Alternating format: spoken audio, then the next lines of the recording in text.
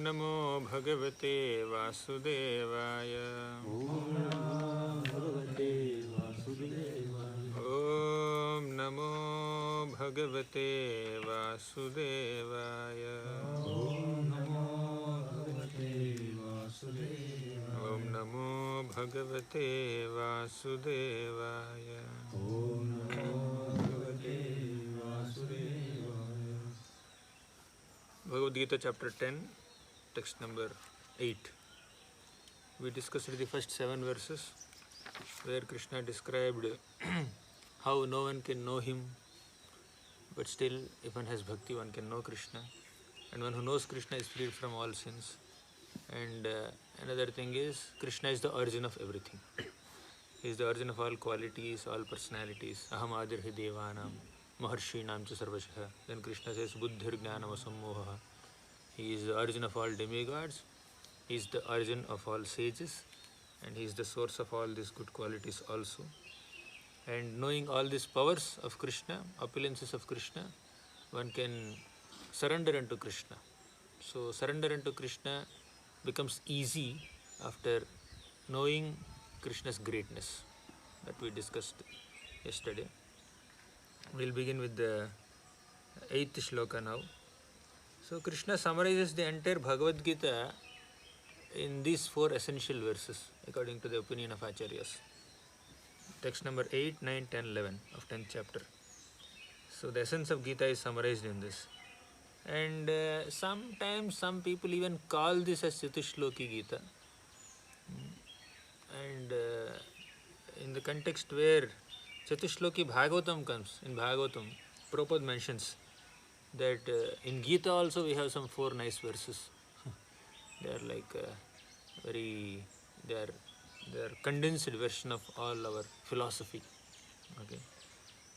And in these 4 shlokas, Krishna describes the nature of bhakti, the nature of devotees, and the real nature of himself.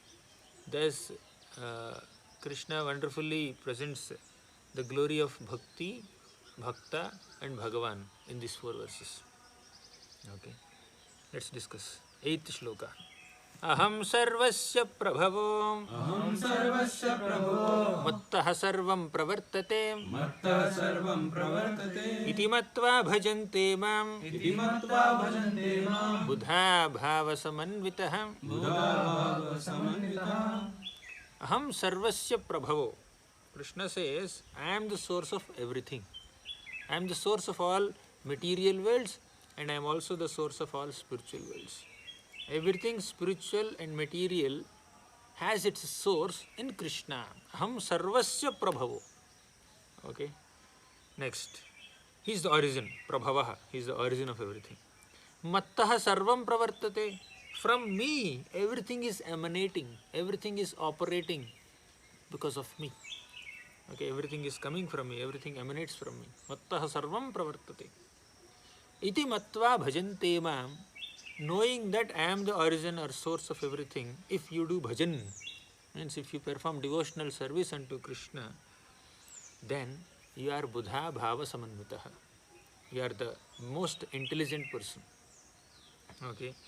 So, knowing like this, knowing that Krishna is the source of everything, intelligent people worship him. And another important word here is bhava samanvitaha.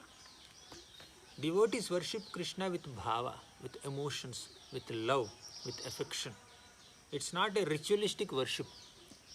It's not an obligatory worship where you just do some puja and it's just a part of your ritual and then you are done with your other things. So with great love and affection and feelings, wise people lovingly worship Krishna within their hearts. Buddha bhava samanvitaha. Okay. So that is the meaning of this shloka. Krishna is the source of everything and his pure devotees worship him with all love. Okay. So these are the 2 points that we discussed.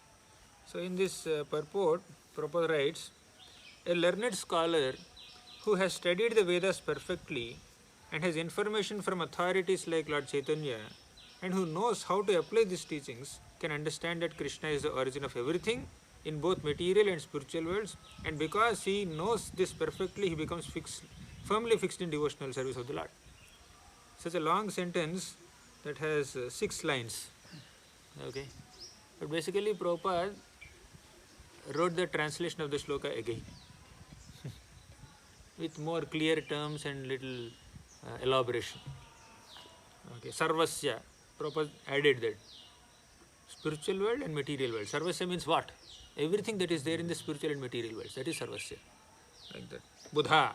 Buddha means a learned scholar who has studied the Vedas. So like that Prabhupada explained that. So many of the statements that Prabhupada makes in the purport are basically elaboration of that shloka only. You can notice. And Subodhini also, I just added. Aham Sarvasya Prabhu, the purport understanding I just added in the translation of this shloka. In the table that you see in Bhagavad in Gita Subodhini, I am the source of all spiritual and material worlds. Then, Narayana is the source of many things in this world. And that Narayana is an expansion of Krishna. Prabhupada concludes the first paragraph like that. And he quotes so many references like Narayana Upanishad and all. It is said in the same Vedas, Brahmanyo Devaki Putraha. The son of Devaki, Krishna, is the supreme personality. Like that Prabhupada quotes several verses. Only a fool would consider Krishna to be an ordinary man. A Krishna conscious person should not be bewildered by fools. He should avoid all unauthorized commentaries and interpretations on Bhagavad Gita and proceed in Krishna consciousness with determination and firmness. Aham sarvasya prabhavo mattaha sarvam pravartate. In Krishna, in Bhagavad Gita, Krishna is very clearly declaring that he is the source of everything in the entire spiritual and material realms. And one who understands this is a pure devotee who worships Krishna with all love and affection. And what are the symptoms of such pure devotees who are worshipping Krishna with this understanding? Prabhupada elaborates. The specific symptom of pure devotees who lovingly worship Krishna is that they are very eager to do Krishna Katha in the association of devotees. The nature of devotees, pure devotees, is that they are very eager to glorify Krishna and they are very eager to hear the glorification of Krishna. Macchitta madgata prana bodhayantaha parasparam kathayantascha mam nityam tushyanti cha ramanti cha. Macchitta, Krishna's pure devotees are always conscious of him. Their chittas, their hearts or their minds are totally dedicated to Krishna. Means they do smaranam. Mind is dedicated to someone means you are always thinking about that person. Simple. Macchitta. Second, madgata prana means their lives are fully dedicated to Krishna's service. Madgata prana, their prana, their life is totally going towards Krishna.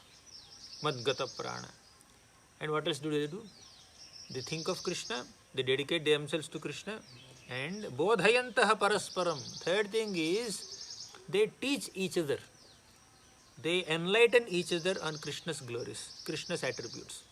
Two devotees sit together and then one devotee describes some pastime of Krishna, another devotee describes some quality of Krishna, another devotee describes some philosophical aspect from scriptures that are glorifying Krishna.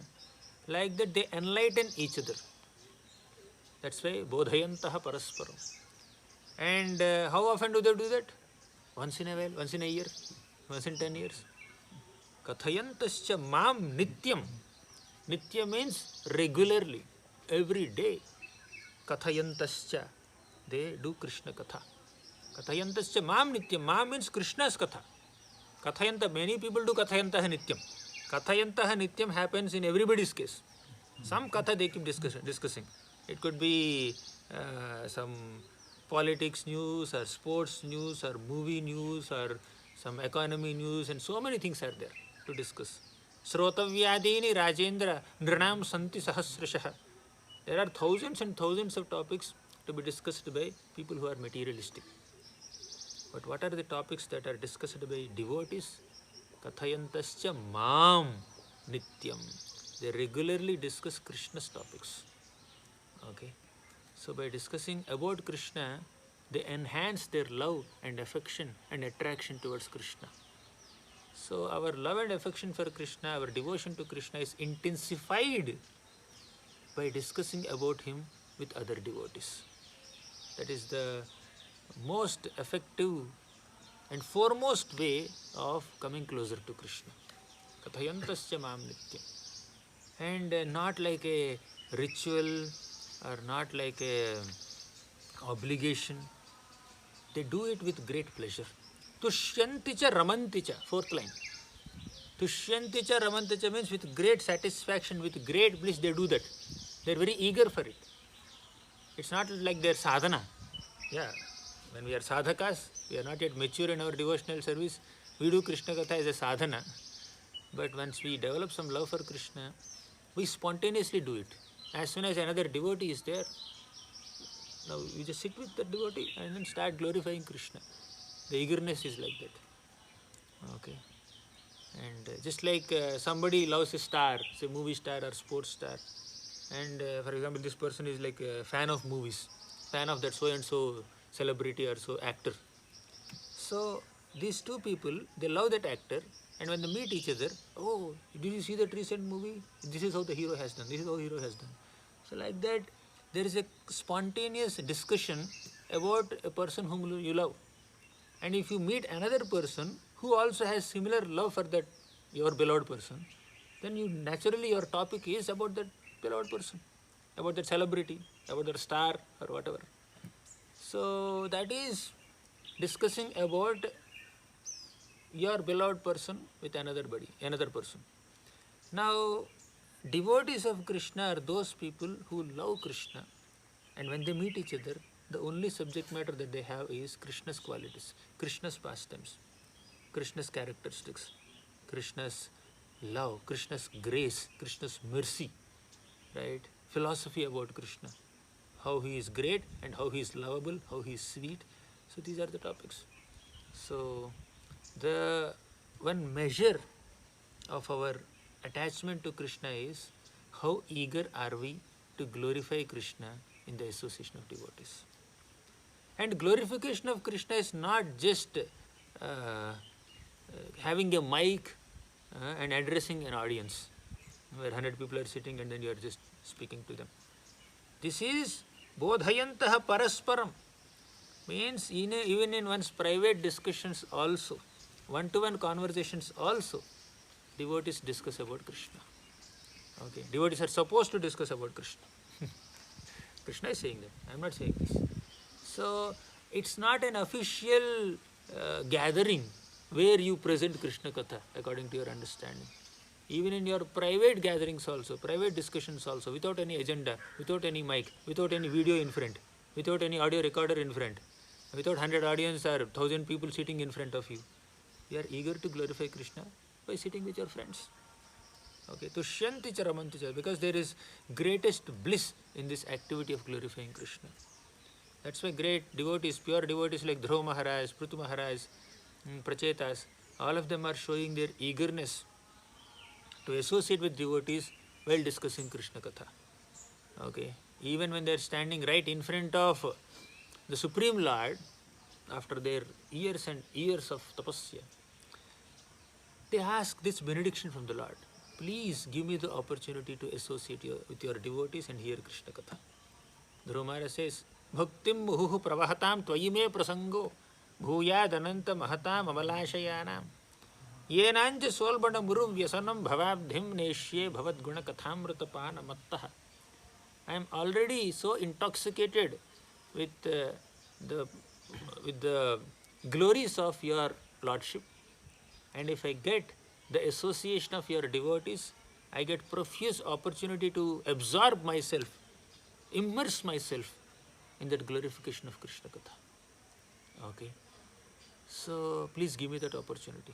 If at all you want to give me some benediction, the benediction that I specifically want is association of devotees where I can discuss Krishna Katha. Ya nirvritis tanubhritam tavapada padma dhyanat bhavad jana katha shravanena vasyat. If happiness has to be derived, it has to be derived only in two ways. One, meditating on the lotus feet of the Lord. That is smaranam, machitta. Second, bhavat jana katha shravanena vasyat. By Hearing Krishna Katha from the devotees of Krishna. Whatever Dhruva Maharaj said in that verse, 2 points, meditating on Krishna, hearing Krishna Katha from devotees. Krishna said the same thing in this sloka also. Machitta, then bodhayantaha paraspara. So, what you see in Gita, what you see in Bhagavatam, essentially they match. Essence is same. Basically absorbing oneself in Krishna consciousness. So, smartavya satatam Vishnu, vismartavyo najatuchit. The essence of all scriptures is to always remember Krishna, to never forget Krishna. And when will we be able to always remember Krishna and never forget Krishna? To the degree we know about Krishna. And how do we know about Krishna? By hearing about Krishna. So by regularly hearing about Krishna, discussing about Krishna, our smaranam, our remembrance of Krishna is intensified. So machitta will happen by bodhayantaha parasparam. And if you are always thinking of Krishna, you naturally feel like speaking about him and hearing about him. Okay. Now if you hear about Krishna and you speak about Krishna, you naturally think about Krishna. And if you are constantly absorbed in thought of Krishna, you naturally feel like hearing about Krishna and thinking and speaking about Krishna. So your sravanam and smaranam, your sravanam leads to smaranam, and your smaranam again leads to sravanam and kirtanam. So sravanam, kirtanam and smaranam, they are both are interconnected. The more you discuss about Krishna, the more you feel like remembering him. The more you remember Krishna and meditate on Krishna, the more you feel like discussing about Krishna. So they nicely complement each other.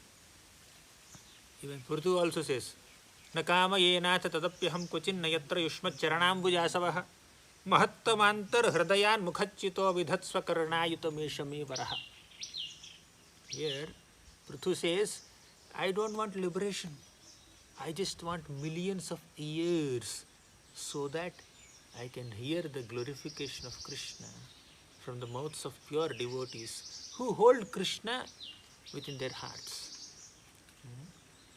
Krishna's lotus feet are always there in the hearts of devotees, and the saffron dust particles from the lotus feet of Krishna will emanate from the mouths of pure devotees when they are glorifying Krishna.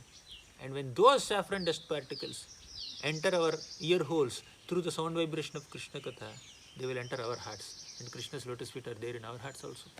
So, repeatedly Bhagavatam says this, that hearing about Krishna is, in the association of devotees, is the topmost benediction that any human being or any living entity can aspire for. That's why Kunti Maharani says, Shrinvanti gayanti granantya bhikshnasaha smaranti nandanti tavehitam janaha tayeva pashyantya chirena tavakam bhava pravaho paramam padambujam. Shrinvanti, gayanti. Shrinvanti means devotees hear about Krishna. Gayanti, they sing about Krishna.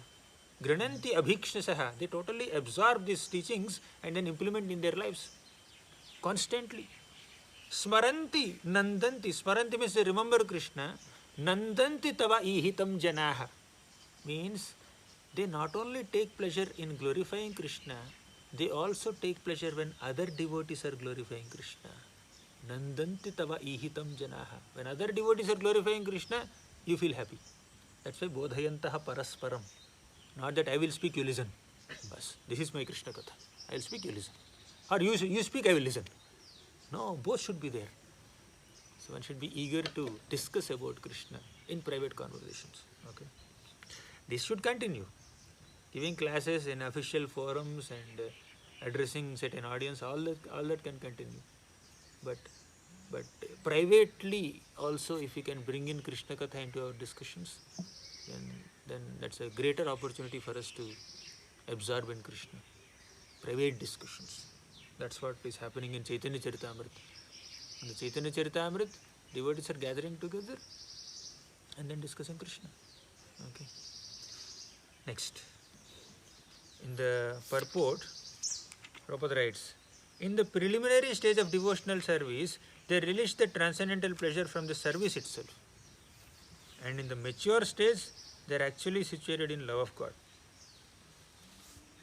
And Prabhupada here very wonderfully writes that, he quotes Lord Chaitanya Mahaprabhu.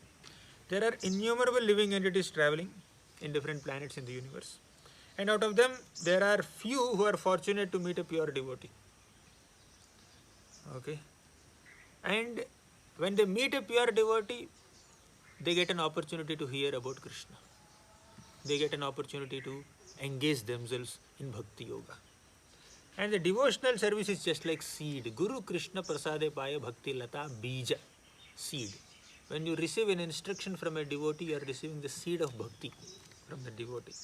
And if that seed is sown in the heart of living entity, and if he goes on hearing and chanting, Hare Krishna, Krishna Krishna, Hare Hare, Hare Rama, Rama Rama, Hare Hare. So, if he goes on chanting like that, the seed of bhakti that he received from the devotee gets fructified. And it starts sprouting and then it becomes a big plant. And the plant ultimately, the spiritual plant of devotional service gradually grows and grows until it penetrates the covering of material universe and enters into the Brahmajyoti effulgence in the spiritual sky. And in the spiritual sky also the plant grows more and more until it reaches the highest planet, which is Goloka Vrindavan, the supreme planet Krishna, of Krishna. So, seed is here. The seed of bhakti is here. By hearing and chanting, by developing Vaishnava qualities, the plant will grow and it will penetrate through the coverings of material universe and reaches the highest planet, Goloka Vrindavan, and reaches the lotus feet of Krishna. You may be here, but if you are mature and sincere in the practice of bhakti, the bhakti lata can reach Krishna's lotus feet. Okay. So these are some very, and that fructification or growth of that plant happens specifically through hearing and chanting. That's why Bodhayantaha Parasparam is very significant. 10th sloka. It's beyond our human imagination to understand the effects of regularly sitting together and discussing Krishna Katha in the association of devotees. We may not immediately realize the effects, but without our knowledge only, we are purifying ourselves, and all the material coverings on our consciousness are slowly getting removed one by one by regularly exposing ourselves to the process of Krishna Katha. Okay. And the inspiration or inclination to perform sinful activities is getting diminished by regularly hearing about Krishna. 10th sloka. Tesham satatayuktanam bhajatam priti purvakam dadami buddhiyogam tam yena mamupayanti te. In the previous sloka, Machitta Madgata Prana sloka, Krishna spoke about bhakti or devotional service by associating with devotees, and in that association thinking of Krishna and discussing about Krishna. And this thinking of Krishna and discussing about Krishna happens not only in practice stage, it happens in the perfection stage also. It's not only your sadhana, it's also your sadhya. Okay, I thought about Krishna, I heard about Krishna, I discussed about Krishna. Then what's the result? Result is, you will continue to do the same. You practice to do it now, then when you are perfect, you will continue to do the same. That's what the gopis are doing in Vrindavan. The gopis and gopas, all the Vrajavasis are doing the same thing. Whenever they meet with each other, they discuss about Krishna's qualities, Krishna's glories. So, we should not think that, okay, once I surpass this stage of sadhana, of hearing and chanting, what is the sadhya? What kind of spiritual benefit I will get in the spiritual world? Will I get opulences? So that's the common, typical materialistic thinking, where people start thinking that when I discuss Krishna Katha, when I do all the elements of sadhana, Shravanam, Kirtanam, Smaranam, etc., I will get some result. But it is not so. In bhakti, the means and the goal are same. Attaining The supreme goal of bhakti is basically attaining an absorption in Krishna, constantly thinking of Krishna, constantly loving Krishna and service to Krishna. And how to attain that goal? Practice doing it now. Practice Sravanam, practice Kirtanam, practice Smaranam, practice Sevanam. Then you perfect that and do the same thing. Okay. So that's one thing. And the greatest joy that a devotee experiences by glorifying Krishna is the spiritual bliss which is beyond the material moods. Okay. So the happiness that you get by discussing about Krishna is spiritual in nature, not material in nature. The soul is getting satisfied, your body may not be satisfied. Okay. So bodily gratification you don't get. This is soul's gratification. Okay. But how to grasp Krishna, who is infinite in form, qualities and powers? Who gives them the method of realizing Krishna?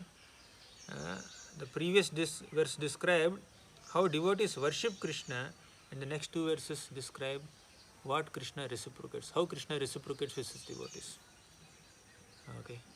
Now you see, the means is to glorify Krishna, to discuss about Krishna. The end or the goal is also to continue to glorify Krishna. Okay. But if Krishna desires, if Krishna wants, you can continue this glorification of Krishna or continue this basically bhakti of Krishna in the spiritual world. Okay. You are trying to do that in the material world now. The result is you will do the same activity in the spiritual world. That could be a difference if Krishna wants. But if Krishna wants you to continue in the material world and inspire other people also for preaching, then you may be here and then continue to do the same. Okay. But there is an opportunity for you to go to the spiritual world. And how do I get that inspiration? I am sitting here and then discussing Krishna Katha only. And how do I go to the spiritual world? One thing is, wherever you are sitting there and discussing Krishna Katha, Krishna is present there. Yatra gayanti madbhakta tatra tishtami narada. Naham tishtami vaikunthe. Krishna is not there in the spiritual world. Sadhunam hridaye Shiva. I don't stay in the hearts of sadhus who are meditating. Yatra gayanti madbhakta. Wherever my devotees are discussing my glories, tatra tishtami narada. I stay there with them. So we can invoke the presence of Krishna, we can invoke the spiritual world even in the material world to the degree we are absorbed in the process of glorifying Krishna and discussing Krishna. Fine. And if Krishna wants, we can even do the same thing in the spiritual world. How do we go there? Krishna gives us the inspiration to go there. Krishna gives us the necessary intelligence how to reach there. That's why Krishna says, Tesham satata yuktanam. We recited this sloka?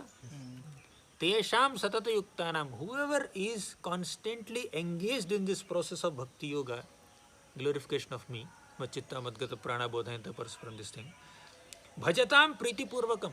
And whoever does bhajan or worship of Krishna or follows the process of bhakti with priti purvakam. That's why Krishna is very clear.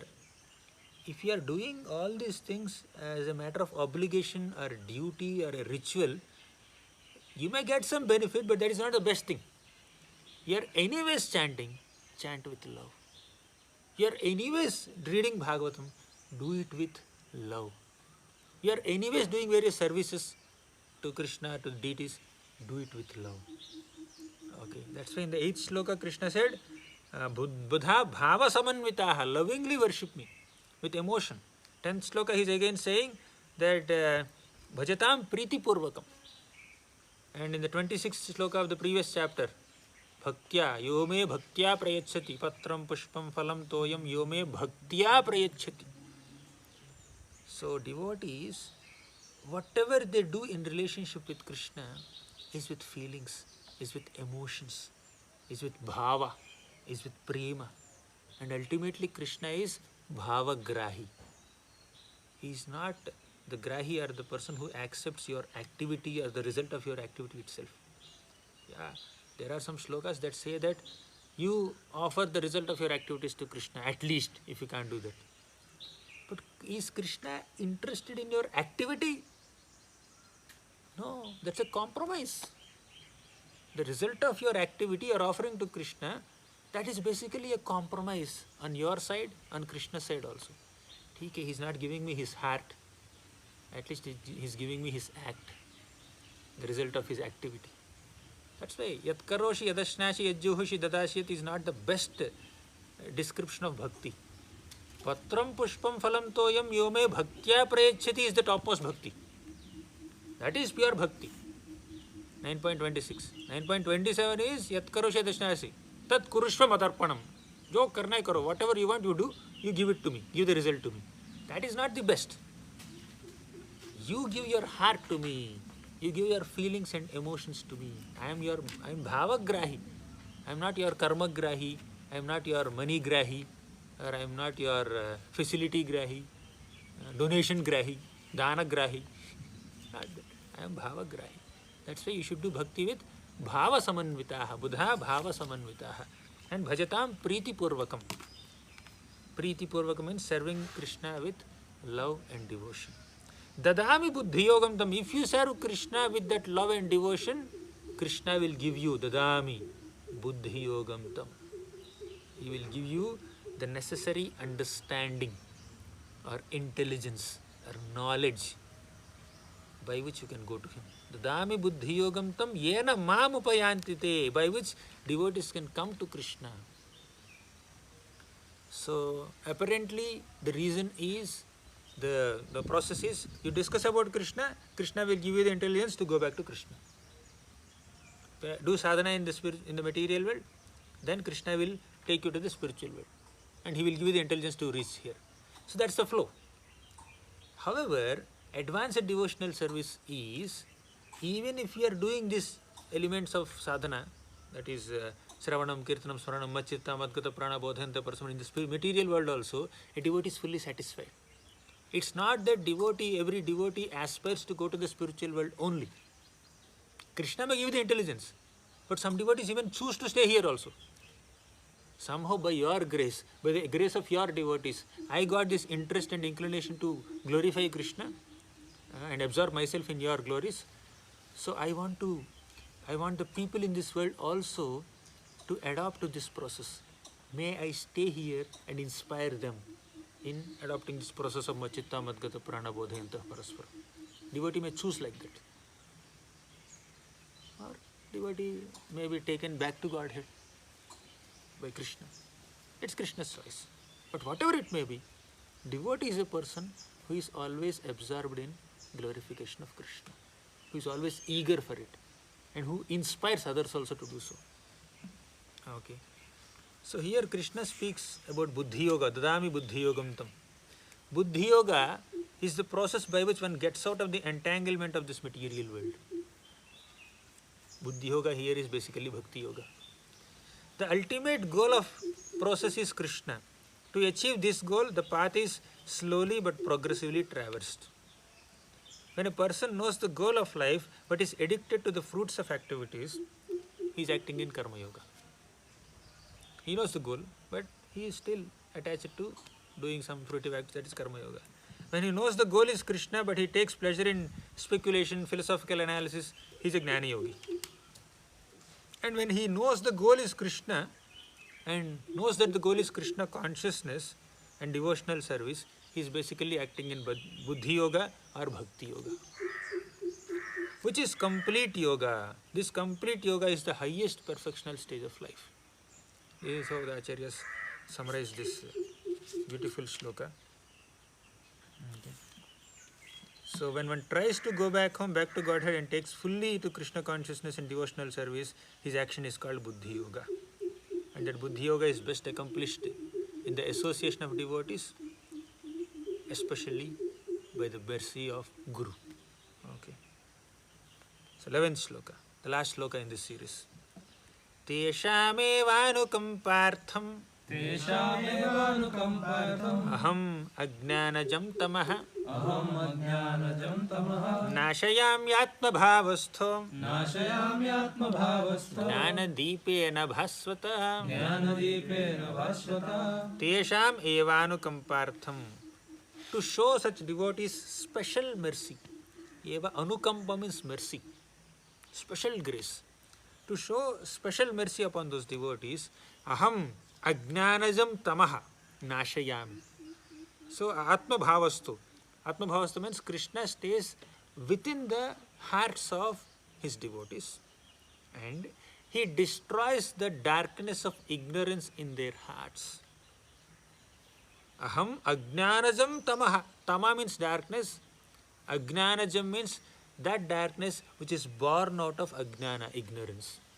Ajnanajam Tamaha Nashayami. Krishna destroys the darkness. Nashayami Atma Bhavastu. How does he destroy the darkness of ignorance there? By lighting the lamp of knowledge. Jnana Deepena Bhaswata. If the room is dark and you lit a lamp inside the room, the darkness is destroyed. If the heart is dark with ignorance, if you lit a lamp of knowledge there, the darkness is destroyed. And who will do that? Who will lit the lamp of knowledge there? Krishna. Nashayami Atma Bhavastu. That is Krishna's special grace. So Krishna mercifully destroys the ignorance of his devotees. This is Krishna's very specific, unique reciprocation with his devotees. In the purport, Prabhupada writes, sometimes Mayavadi philosophers criticize the devotees because they think that most of the devotees are in darkness of ignorance and are philosophically naive sentimentalists. Oh, bhava samanvitaha, priti purvakam, they are just dancing, they are just chanting, they are just worshipping. There is no philosophical analysis. Actually, devotee does a lot of philosophical analysis. And he sticks to the essence, not just the analysis. Okay. So if you are just caught up in the analysis perpetually, and if you don't realize the essence and then act according to the essence, then what is the point of your analysis? So intellectuals may just stop in analysis only. They don't get into action. What are you doing? I am thinking. What are you thinking? I am thinking what to do. I am analyzing. I don't want to do anything haphazardly. I want to properly analyze and do. And what do the devotees do? They have done analysis. Acharyas have done analysis. They give the essence. Engage in Shravanam, Kirtanam, Vishnu Smaranam, Padasevanam. They engage in actual services. They chant the holy names of the Lord. The end of the conclusion of Bhagavatam is to chant the holy names of Krishna. And devotees engage in chanting the holy names. Okay. Like that. So Prabhupada writes here, actually this is not the fact. There are very, very learned scholars who have put forward the philosophy of devotion. But if a devotee does not take advantage of their literatures or of his spiritual master, if he is sincere in his devotional service, he is helped by Krishna himself within the heart. So, even if a person is not very philosophically inclined, he is not very scholarly person. Devotees also may read scriptures, they understand the slokas and all that. But if some devotee is not very scholarly or very, he is say illiterate, still by sincerely taking instructions of the spiritual master and then following whatever little services that the spiritual master is giving, one can still attract Krishna's grace, and Krishna will lit the lamp of knowledge and devotion in the heart, and the darkness of ignorance is destroyed. See, the very important statement. Even if a devotee does not take advantage of their literatures or of his spiritual master, if he is sincere in his devotional service, he is helped by Krishna himself within the heart. The only qualification is that one carry out devotional service in full Krishna consciousness. This is perfect example of South Indian Brahmana. He is not philosophically astute devotee. He is not a very great scholar. He is not a pandit. He is illiterate. But still, he has Krishna's grace. Nashayami Atma Bhavasto Gnana Deepena Bhaswata. Krishna lights the lamp of knowledge in the heart of a sincere devotee who is aligning with the will and instructions of Guru. And Krishna can completely destroy the ignorance of such a devotee. And such a devotee can come closer to Krishna more than a very astute scholar. Okay. So scholarship could be a byproduct of your shastric study. But the end product should be love for Krishna, transformation in the character. So even if a devotee is not scholarly, he may not be giving eloquent discourses, he may not be analyzing the scriptures, he may not be very astute in reading or writing or this and that. But still, if he is sincere in following the instructions of Guru, Krishna will do the needful in giving him mercy. Krishna will destroy the ignorance. So that is the special advantage which is available only in Bhakti Yoga. See this. The pure devotee always has Krishna within his heart, and with the presence of Krishna, who is just like sun, the darkness of ignorance is at once dissipated. This is the special mercy rendered to the pure devotee of Krishna. The ultimate goal, Vishnu, can be attained only by chanting, by this chant and by devotional service, and not by mental speculation or argument. Okay. So these are the 4 important key shlokas of this chapter and entire Bhagavad Gita also. Devotees cannot maintain their lives without discussing about Krishna. They become like a fish out of water. That's how Acharyas say. So we discussed in the 8th shloka how Krishna is the source of everything, and understanding that Krishna is the source of everything, devotees worship him with all love and devotion, with bhava. Secondly, we discussed the symptoms of pure devotees. They think of Krishna, they always discuss about Krishna. Third, we saw how Krishna reciprocates with the devotees.